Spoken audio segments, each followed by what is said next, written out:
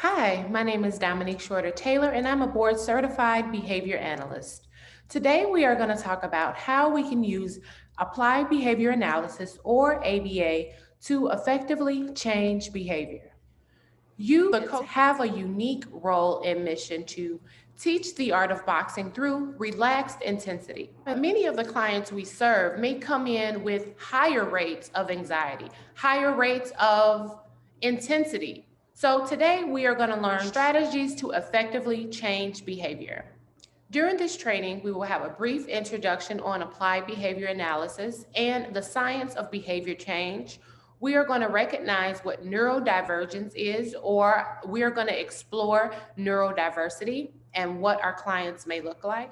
Once we put all of these skills together, we will be able to increase the quality of life for our clients. First, let's talk about behavior analysis. What is behavior analysis?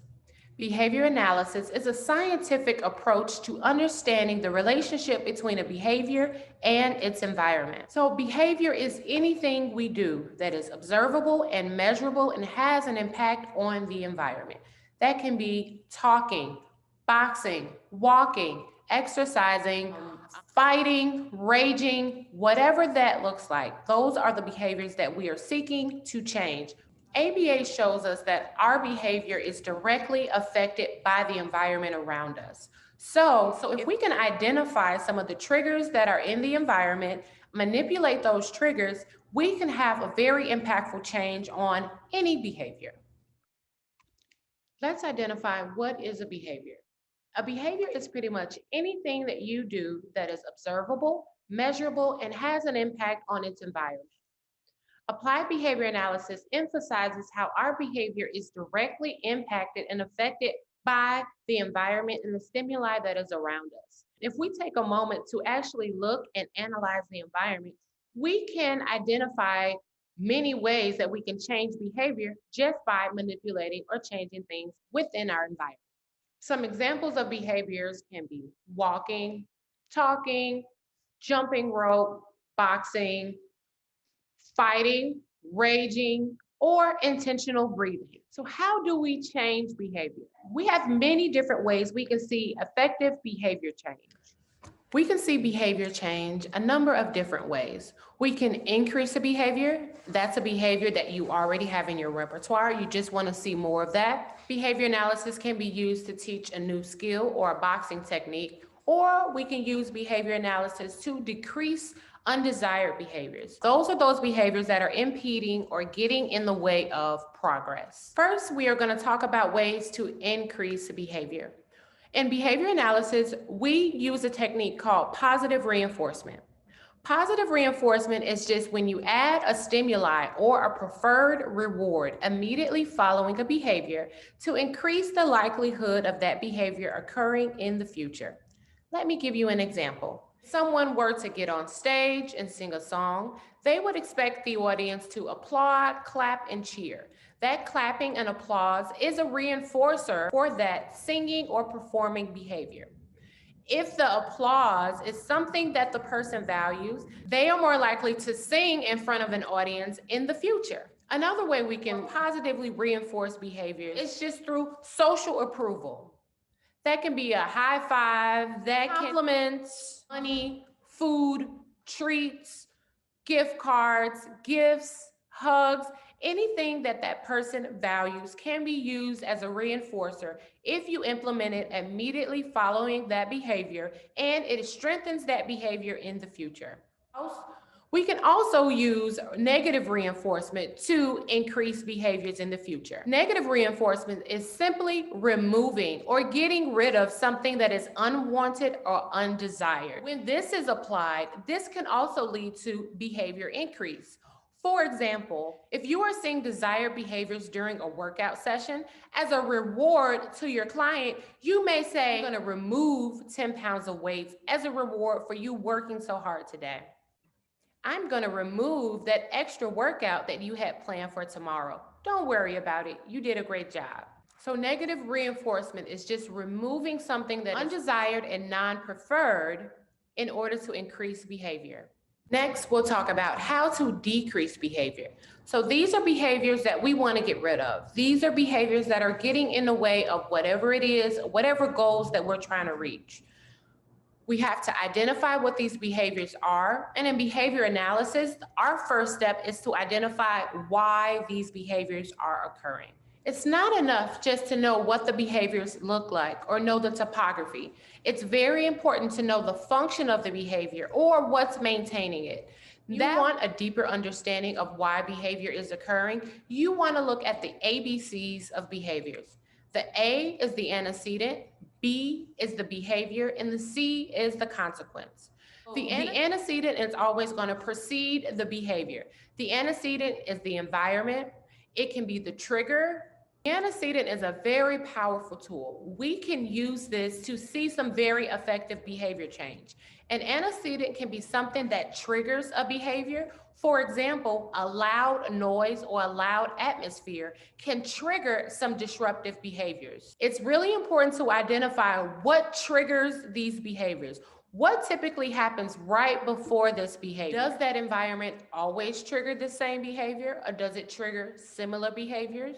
But if we want to plan for that, we can also manipulate the antecedent or the environment to help set that individual up for success. So we can ensure that the antecedent or the environment is calm or quiet or decluttered or has everything that that person needs in order to support them with the next step, which is the behavior that we're targeting. So the B is for behavior. As we mentioned before, that is what we're targeting. That is what's observable and measurable. It's also important to identify what the behavior looks like or the topography. This is where we include an operational definition. It's important that everyone who's looking to seek behavior change should be looking at the same behavior. So this is when we go into detail about what the behavior looks like. So is the behavior hitting? What does that hitting look like? What is the intensity? What is the speed? What is the latency? What does that look like? Be as descriptive as possible. And the C is for the consequence. So consequence does not mean that something negative is happening after the behavior. Consequence is neutral. It's a neutral word. It just means whatever happens immediately after the behavior. So what typically happens right before and right after this behavior? So there are four major functions or four reasons we typically engage in behaviors on a daily basis. The first one is access to attention. So this is social approval from our peers, our friends. This person is usually saying, look at me, I need your help, I need you for something, or I just need you to spend time with me. Sometimes our language or our words don't say that, but our behaviors can show. The second reason we engage in behaviors is to avoid or escape. We engage in certain behaviors to avoid or escape aversive stimuli or aversive things in our environment. For example, if I were to run my hands under scalding hot water, I would immediately remove my hands from the water to also escape the pain that I feel from the hot water. So for example, if you are training with a client and every time you introduce a specific exercise that that client finds painful or aversive, they may engage in some escape or avoidance behavior to get out of that particular workout. We also engage in behavior to access something tangible, whether that's I need to access a bottle of water, I need to access fuel or food, or I want to access something that you really want. And then the final reason we engage in behavior is because it feels good. Yes, that's automatically maintained behavior or automatic reinforcement. We engage in some behaviors not for attention, not for escape, not to get access to a tangible, but just because it feels good. Examples of this is biting your nails, twirling your hair, rocking back and forth, or just engaging in repetitive behaviors to help de-escalate, to help emotional regulation.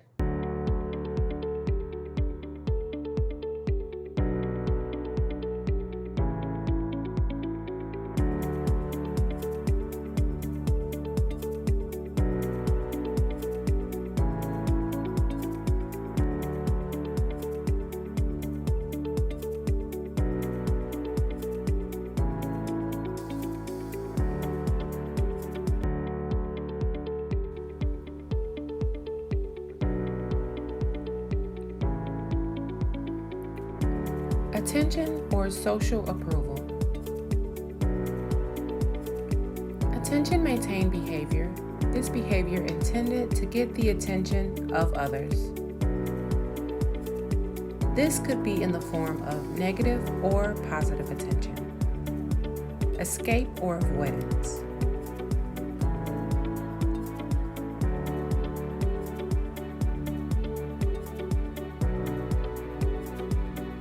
Many of our behaviors are done to avoid or escape something that we do not want. This could be due to lack of motivation for performing the task being too difficult, or we are all done or satiated. There is a powerful reward in providing a break.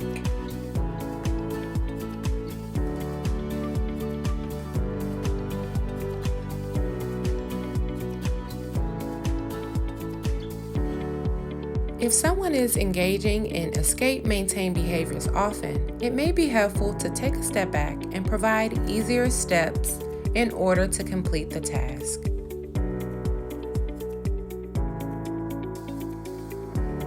Access to tangibles.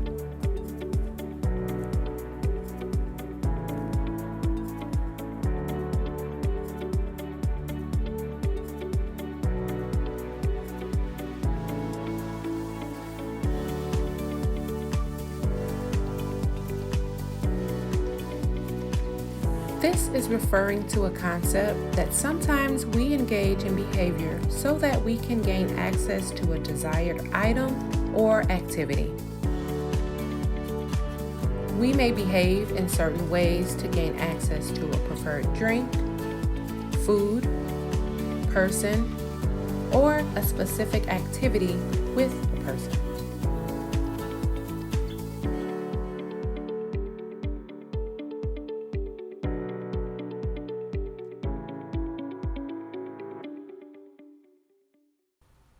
And lastly, there's automatic reinforcement.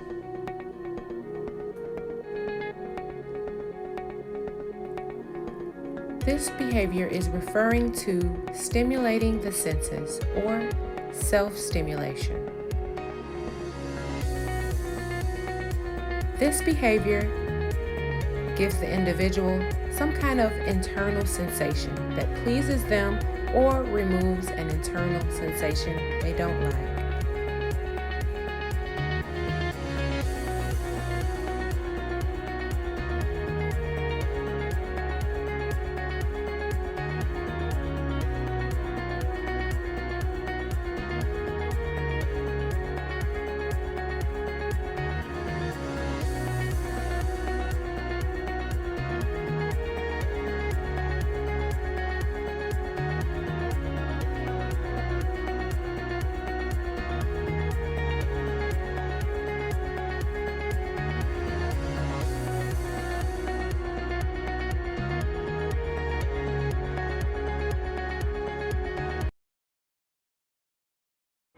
I hope you found these applied behavior analysis strategies to be beneficial and helpful when you are placed in a leadership or a trainer role. Hopefully you have the skills to identify behaviors that we are looking to change, identify the appropriate way to reinforce that behavior while maintaining and instilling dignity.